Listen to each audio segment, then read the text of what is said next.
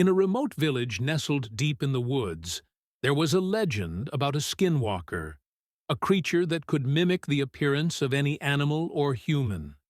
The townsfolk warned children to stay close to home after dark, sharing tales of a figure that roamed the outskirts, luring unsuspecting victims into the shadows.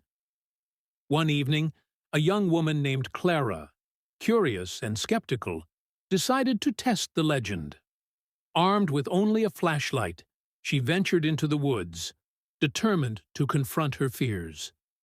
As night fell, the forest grew eerily silent, the usual sounds of crickets and rustling leaves replaced by an oppressive stillness.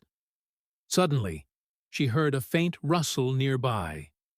Heart racing, Clara shone her flashlight in the direction of the noise. The beam landed on a large, dark shape just beyond the trees. It stood eerily still, its eyes reflecting the light, shining like two cold blue stars. Clara's breath caught in her throat as she squinted, trying to make out what it was. The figure began to move closer, and Clara realized it was not just an animal, but something far more unsettling. Its limbs seemed to bend unnaturally, and as it drew nearer, she could see its features shifting. One moment it appeared as a deer, the next a tall man, but each transformation left behind an unsettling residue of distorted features. Panic surged through her.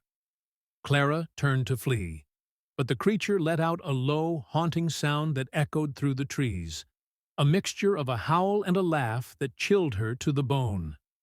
The shadows seemed to close in around her, and she stumbled, glancing back just in time to see the figure morphing again, this time into the exact likeness of her brother, who had vanished years ago. "Clara, help me," it called in a voice so familiar yet so wrong. Tears filled her eyes, and confusion paralyzed her. She wanted to believe it was him, to reach out and pull him back from whatever darkness had consumed him.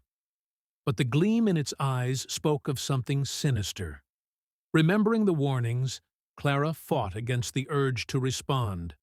With every ounce of strength, she sprinted back toward the village, the creature's laughter echoing behind her, taunting her as she ran. When she finally burst into the safety of her home, breathless and shaking, Clara knew the legend was real. The skinwalker had nearly claimed her, its mimicry almost perfect. That night, she locked every door, but the echo of that laughter lingered, a chilling reminder that the darkness was always waiting just beyond the light.